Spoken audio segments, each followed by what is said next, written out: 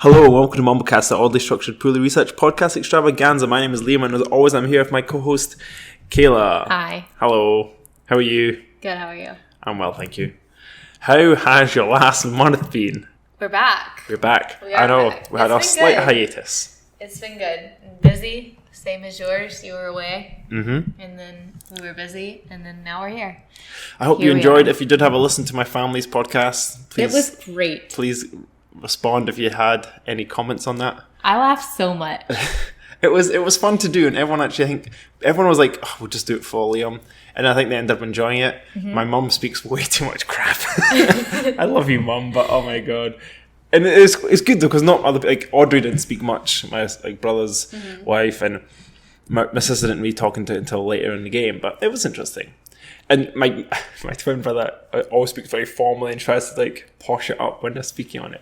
I think they forget it's just a conversation. But it was fun.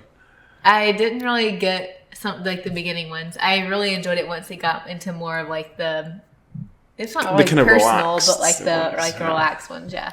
Yeah, my dad brought up bloody Extinction Rebellious, or whatever it is, or whatever I can't remember what the subject was. The thing about David Attenborough and all this stuff, and should he drive a plane and things. And I didn't even know who that was. I was like, wow, good one. You know who David Attenborough is? The guy goes, and here we are in the African Sahara. Okay. We have this antelope, and it's going to get eaten. But you know that guy who does the nature programs?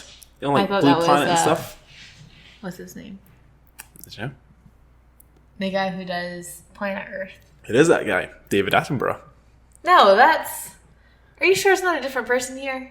That's the same person, yes. No, I thought it was Morgan Freeman. No, it's David Attenborough. Are you sure Morgan Freeman doesn't do one of those shows? He did the March of the Penguins. Alright. It's David Attenborough. Well, I thought it was Morgan Freeman.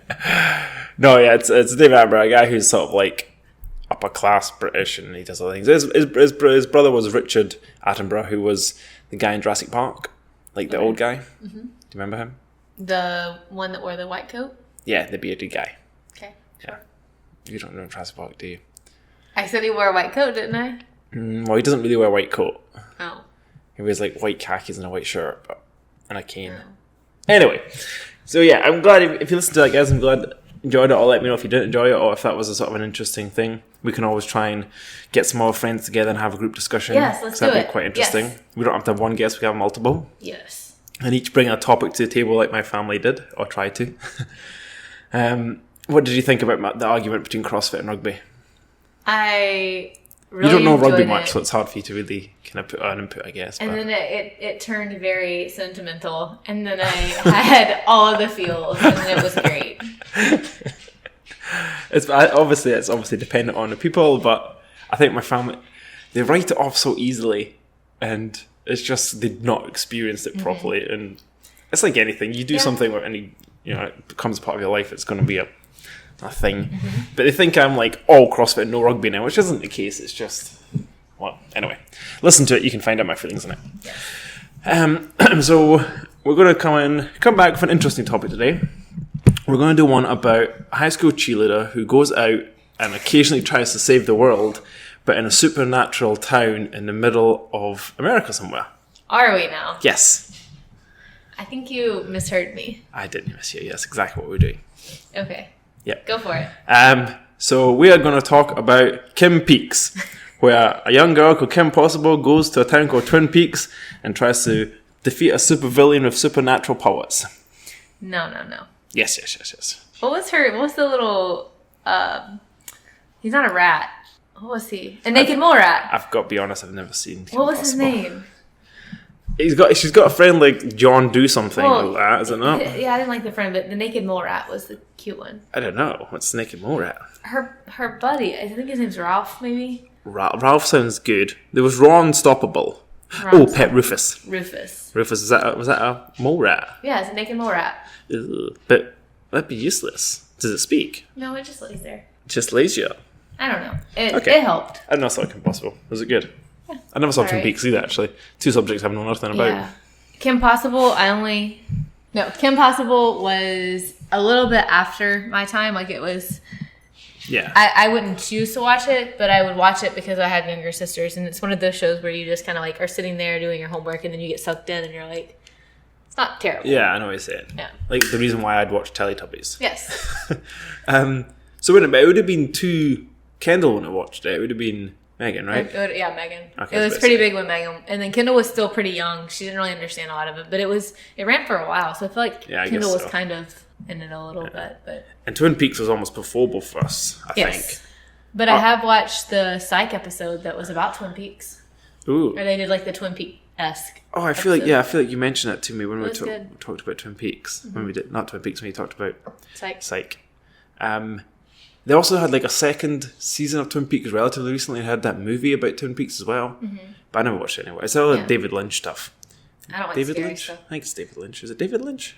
I don't know. I just know I don't like scary stuff. I don't think it's scary though. Was it scary? You know what? I never saw it, so I can't say. Stuff. Thriller scares me. Yeah, it only went from 1990 to 1991. What?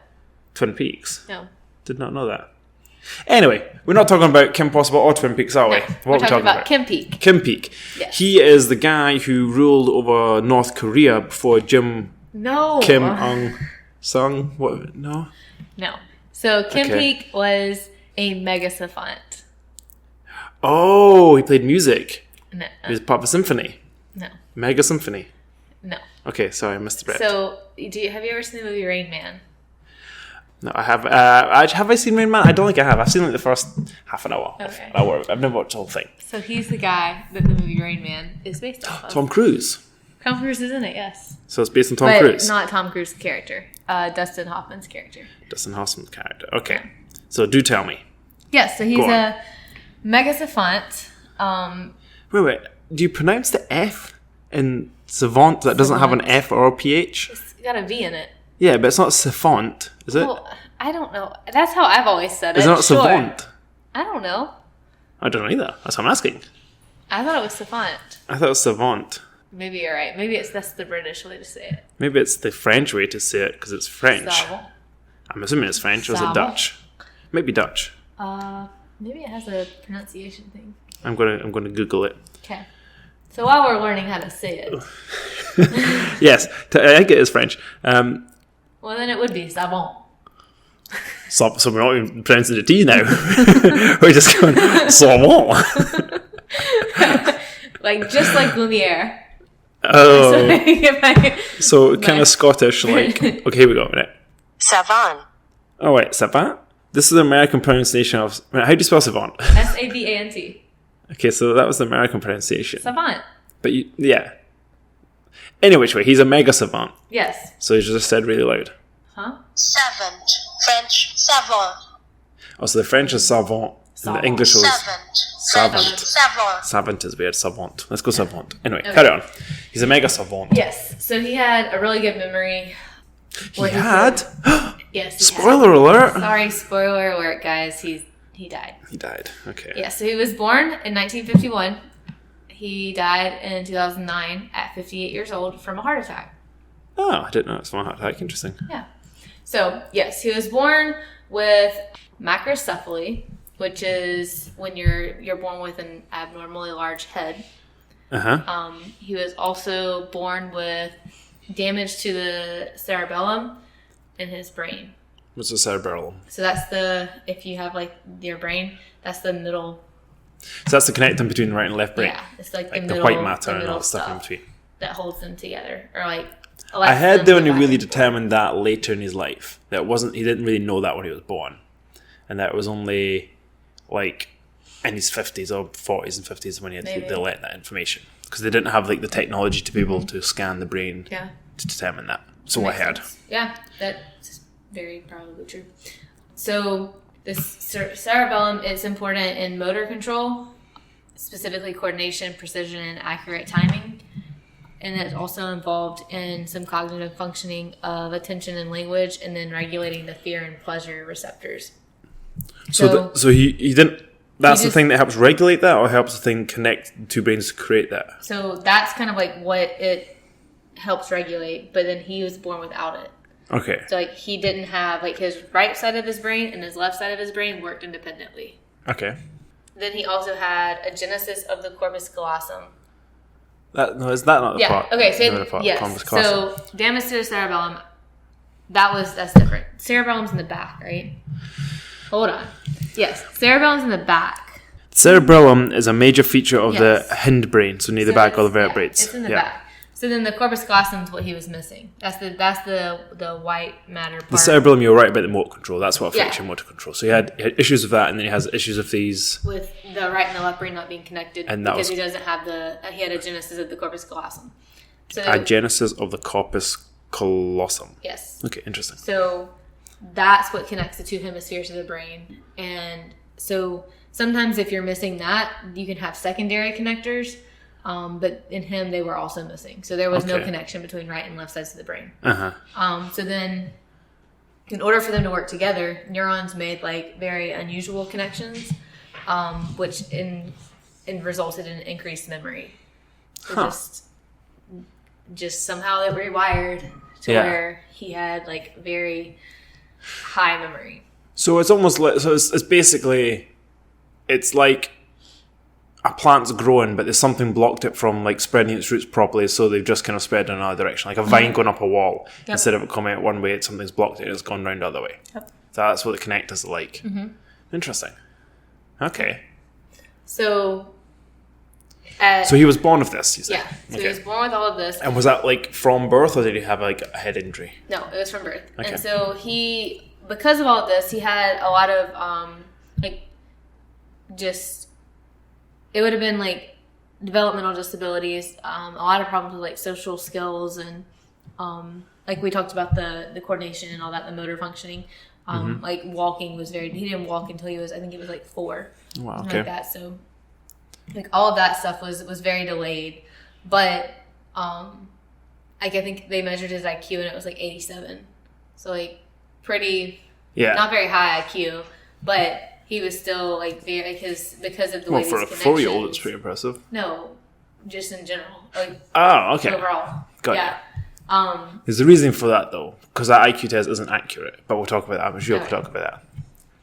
No. Sure. Okay. Well, so they say again, you'll probably get onto some of the stuff that his memory is like greater than anyone else's ever to exist, essentially. But his reasoning and problem solving is like, baby level. So if you ask him to memorize a number or tell me a date or tell me when Muhammad Ali, beat someone, he could tell you the date, the round, or whatever. But if you ask him to, put these triangles in color order, he'd have a bit more of a problem doing that because that's something he has to process and do. Whereas repeating something that he's learned is simple for him. Yeah. So there was a little bit of that, and those differences. A normal IQ test tests a whole range of cognitive abilities, and although he's peaked on some of them, hence the name, he's so low in other ones it kind of brings him down to what we consider to be a bad IQ level. Yeah. And in fact, he has very limited social skills and motor functions as well, I think. Yeah.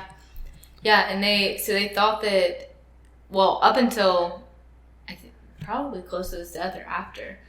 They thought that he had been previously diagnosed with autism, but now they think instead he had FG syndrome, which is another genetic syndrome where one or more of the recessive genes on the X chromosome cause physical anomalies. I can never say that word, and developmental delays. So that's where it can cause intellectual disabilities, hyperactivity, low muscle tone, macrocephaly. So a lot of the traits that he had can be caused by this. It just is so rare that autism is such a high diagnosed thing that they just assume. It's almost easy to diagnose that instead. And because he portrayed very similar attributes to an autistic sufferer. Do you suffer from autism? Or do you just have autism? Yeah? Yeah. Interesting. So I was watching a wee documentary about prior to today's podcast, and it was weird because for all intents and purposes he came across as someone who had severe learning difficulties, but he didn't have problems learning, and learning to some degree. And it was really interesting. Like, apparently they were saying that well, as a kid, the doctor wanted to just put him into a hospital and just like leave him. Just leave him. He got no luck. He's not going to learn to walk. He's never going to learn anything. Yeah. He's pretty much useless. Yeah. You know, and this was doctors back in the 60s, so they were kind of brief about it. And they made a really big point of saying, like, the doctor gave him 5 minutes. He had to leave because he had a golf game he had to get to. So they were just like, Kim's parents, Fran, and I can't remember his mother's name. They were just like, yeah, just put him in hospital and you should forget about him type thing. Neither of them did that, and I think they ended up divorcing when he was a teenager. When his dad took care of him up until his dad's death in, I don't know, a couple of years ago. Maybe he may not even be dead yet, actually, I'm not sure. I think it's 2004. 2004 he died? Yeah, okay, so relatively recently. He took care of him from birth until he was 18, pretty much brushing his hair, clothing him, all the motor function stuff he couldn't do. And then, so from a young age, he was a pretty active learner. Like, he learnt the alphabet by, like, 2.5, 3, and he was reading books throughout the house at that age. So although he couldn't walk, he would be able to lift the books. As soon as he could lift them, he'd read them. And he had this weird thing, what he'd read because he turned the book upside down, apparently. That's kind of cool and interesting. But he didn't just read them, he memorized them. Well, yeah. So, it's everything he read, he memorized. Yeah. And they said, back in those days when he was young and still learning and had lots of different books about, you could have, like, 20, 30 books on the floor that he's read that day, and it was like a real struggle for him. And because of his love for reading or his speed of reading, he ends up, his favourite place in the world apparently is like his local library in Salt Lake City, which is kind of cool. And nowadays he says he can read up to like 8 books a day. Did you know how he read so fast? I'm assuming he just scans for important words, but I don't actually know. So because the right and left brain don't interfere with each other. Oh, does he read both pages at once? Yes. Yeah. So his right eye reads the right page, his left eye reads the left page, and they can read it at the same time. And he's memorizing it all at once. That's impressive. Yeah. I had a page that would take a normal person about 2-3 minutes to read. He'll read in about 15 seconds, apparently. And he'll just get through it, and it's in his brain. That's so impressive. Well, there's lots that's caused it, but it's still super impressive. Yeah. And they said that he was really, obviously had very little interpersonal skills, couldn't speak to other people, didn't look at another person in the eye up until his like early 20s. And then during the movie, so the producer of the movie met him, I can't quite remember how, of Rainman met him, and then introduced him. And then as soon as he'd met him, he was like, he'd sort of figuring out a character in his head and creating a story for Rainman. Obviously, the story of Rainman never happened. It's just the personality and the sort of condition. And he met Dustin Hoffman, met Kim Peek, and apparently from that moment when something happened with Kim Peek, he became a lot more able to speak to people. He started to look people in the faces, he'd interact with them, and it seems when you like watch him with them, it almost seems like recited lines. It's like, this is what I need to say to this person to interact. But even so, the ability to learn that that's the correct thing is something that's not really typical of autism. Well, a little bit typical of autism, but often not with his level of learning difficulty. They usually say you just can't learn that this is the right way to do things. You just learn to do things, which is slightly different. But yeah, he said from that point onwards, his life totally changed. So the movie, although it might seem like it was exploiting his condition, actually helped him in a much greater manner, which is kind of cool. Yeah, but he was able to. But apparently after that, he started to love to go around people, and he'd introduce himself. He didn't even introduce himself. He just asked them, "What's your birthday?"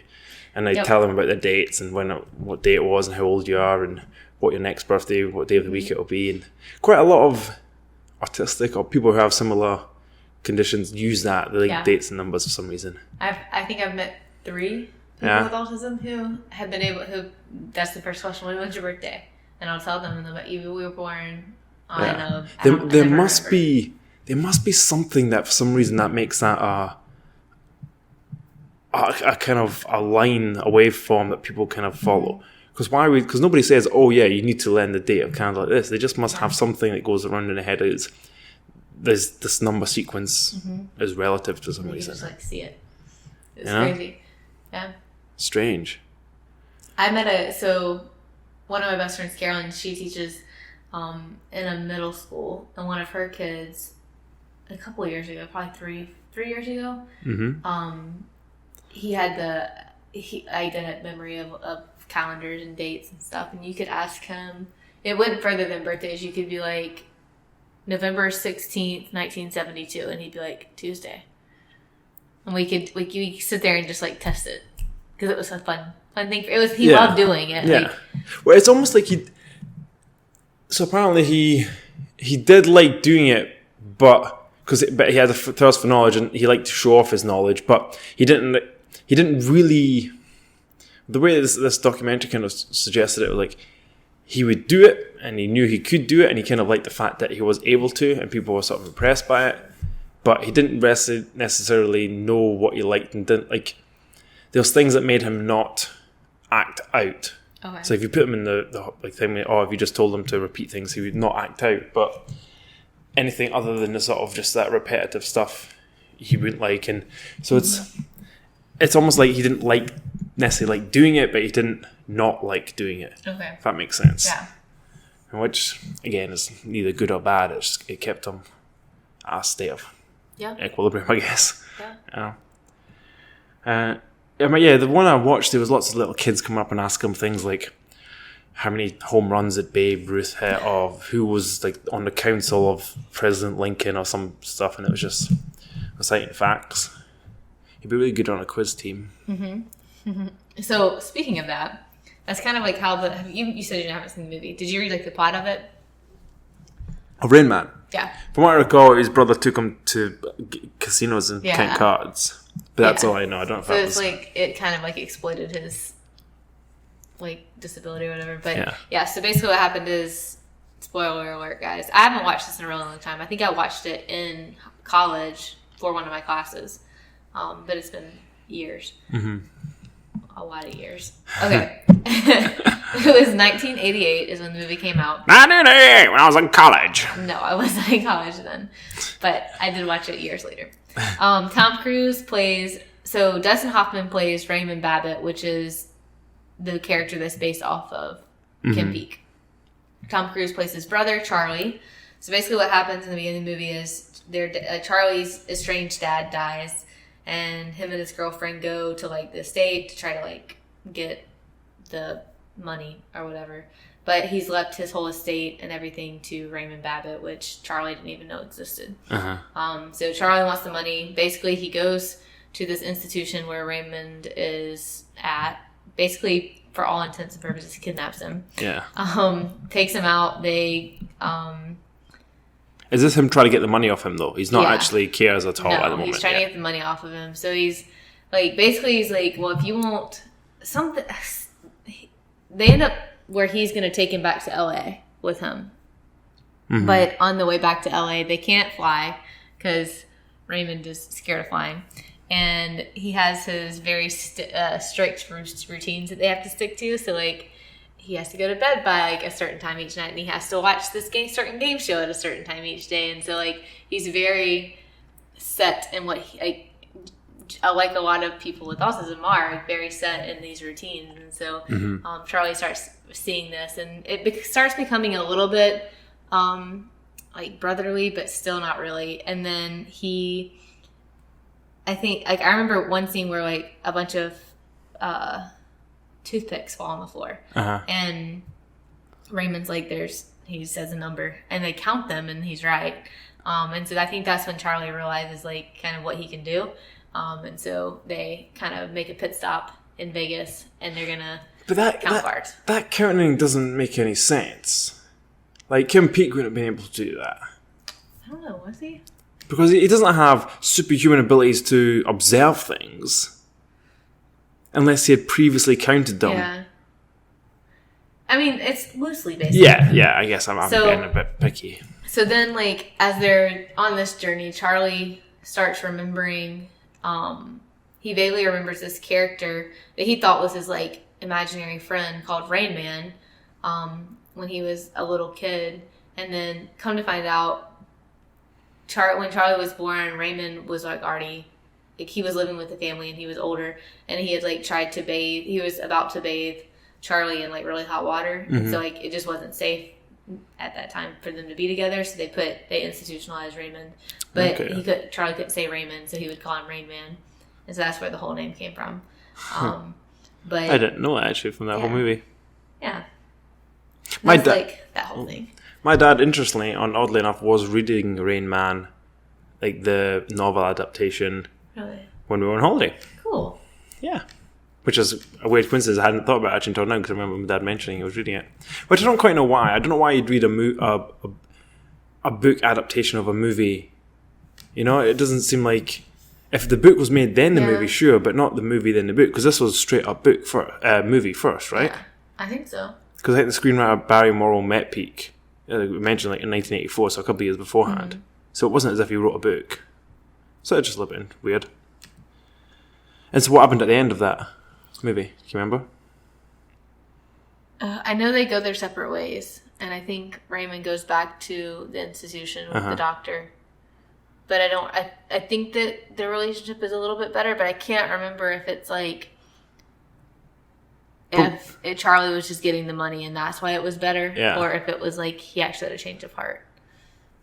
Yeah. I can't remember. There's probably something like that. They couldn't have left it not like that, I would have thought. And just to correct something we did mention earlier, his dad actually did die after him. Okay. Peake had a heart attack in 2009, 58, and his dad, Fran, died in April 5th, 2014 at 88. Okay. So, that's sad. I wonder how those last 7 years would have been for the dad. 5 years, because he spent literally 58 years looking after someone, like hand and foot. Yeah. And spend the last, 6 years of your life, 5 years of your life just... You'd almost be lost, you know? That must have been heartbreaking. Yeah. It's interesting. I think...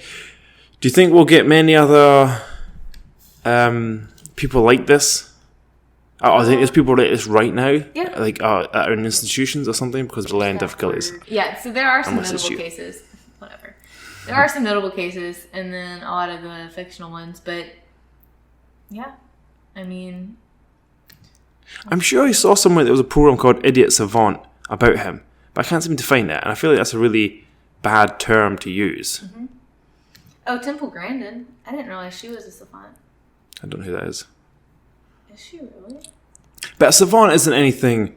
Like, is a savant not just someone who's particularly good at a particular skill? Yeah. It's not as if they have to have... Or does it always have someone of a mental, So it's a condition difficulty? With someone with a significant mental disability demonstrates certain abilities far in excess of the average. So it's when, something... Like general cognition and development is low, but there's one thing that's super high. So the guys that can look at things and draw the landscapes perfectly, but can't eat dinner right. Yeah. So what's it called if you're a savant but don't have that? I don't know. I guess that's genius. Yeah. Huh. Interesting. And savant isn't always related all autistic people aren't savants, but quite a lot of savants are autistic. Yes, so I was about to read that fact. Okay. It says among 1 in 10 to 200. 1 in 10 to 200. That's a really big range. So it's 1 in 10 or 1 in 200? 1 in 10 to 200. Okay. So that's a huge range. Finish the sentence because I'm confused how that number is. People with autism have savant syndrome to some degree. Oh, so they're thinking... So in all the population with autism, 200 people, between 1 to 10 of them has savant. No. In all of people with autism, 1 in 10 to 200. So that's either 1 in 10, so 1 in every 10 people, or 1 in every 200 people. Or no, 1 in every 10, 1 in every 11, 1 out of every 12. No, that's not what that means. I don't know how else you'd read it. I'm going to come around to your laptop and see what you're reading, because that doesn't make sense. Not that you're getting it wrong, it just doesn't make sense. Among those with autism, between 1 in 10 to 200. Yeah, it isn't it? It's it doesn't make sense. It could be 1 in 10, it could be 1 in 11. You're right, yeah. Yeah. That's a bad way right now. Wikipedia, get that fixed. But it's estimated that 1 in about 1 million people have it. Okay, how many people in 1 million have autism? I don't know. There are less cases of savantism in females than males. Yes, because males are more likely to have autism. That's not true. Males are more likely to be diagnosed with autism. So, is it because something to do with the way the men and women... I don't know if this is one of these wife tales that we use our brains differently. So you know how people suggest that men use left more and women use right more, whichever way it is. Do you think it's something to do with that? No, I think it's that. Or do you think it's how men develop is different because we're all women until we become men, and therefore your brain will develop differently if you become a man separately? I have no idea. I'm just looking at things. I have no idea. Okay, I just read a different one. It says estimated 10% of those with autism have some form of savant abilities. Okay. And I guess that won't always get diagnosed to any degree because unless they are introduced to that particular skill at whatever age. Interesting. And a lot of them do have the calendrical savantism, so where it's all about calendars. Yeah. Yeah. That's strange. That's an odd one. Yeah. So I wonder how that's going to affect things as we get older, though, because like if you have these kids with the savantism syndrome, how are things like programming and computers and all that stuff's going to change it? Because a lot of computer programming are very straightforward and are very repetitive, cycling through type stuff, and like being able to whip that. Well, I suppose that's reasoning though, so that's why it's tough. Because writing a program requires creativity and reasoning rather than just repetitive kind of memorizing things, I guess. Yeah. So, right, this is going to be a weird one. It's a hard would you rather. Would you rather your kid just has autism or has autism but has a savant syndrome part of it? Does that make things easier, do you think, or harder? I have no idea. I guess it depends what that savant syndrome would be in relation to. Yeah. Like, because, it'd be difficult. Well, either which way, you don't wish anybody have to deal with that because it's a tough thing. Yeah. Interesting. Yeah. So Kim Peek unfortunately did pass away, but he had a pretty extensive life. I think he did help many researchers develop their knowledge of the brain and how absolutely. different How things just work. like without the potential of the brain as well. corpus callosum and things, like how different parts of the brain work for sure. And I'm sure in somewhat near/distant future we will be able to potentially artificially program the brain so it can have these cognitive abilities. Like if you were somehow to introduce the links, including that corpus callosum. Thank you. If you were to have that, then able to create these other white matter links, or whatever it is, so you could have that memory and have it, that'd be impressive. But that comes down to a whole bunch of other genetic modifications. But that's an interesting subject of the same. Yeah. Do you know anybody with any sort of a crazy skill like that? Not even just like savant syndrome, but anybody who's got some crazy memory or like skill to do something that just doesn't seem normal? No. Do you? I don't think I do either. I'm trying to think. There must be someone I knew somewhere that just knows, like, has stupid skills to remember something, but I can't think of anyone.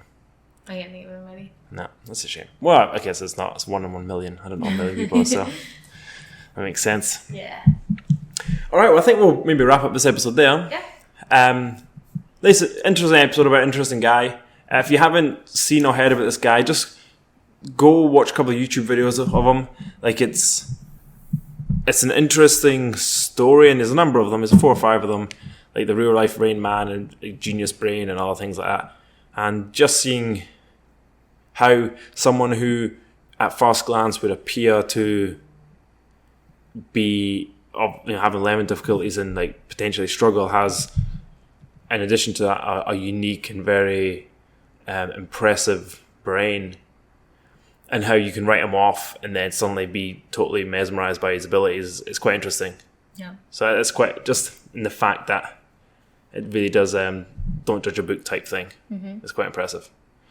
But yeah. All right. Let us know how you're doing. That you enjoyed the 2 weeks off. We are going to be trying to hit these up until we die. So give us some more topics if you can think of anything interesting interesting people or things or whatever. And we will get back to you next week. We'll be back. Yeah. As always, hit us up on Instagram, Twitter at the Mumblecast. I think our website's down right now. It may never come back because none of you went to it. So ignore that. That's about it. Yeah. Yeah. All right. In that case, I've been Liam, I'm Kayla. and this has been Mumblecast. Bye. Bye.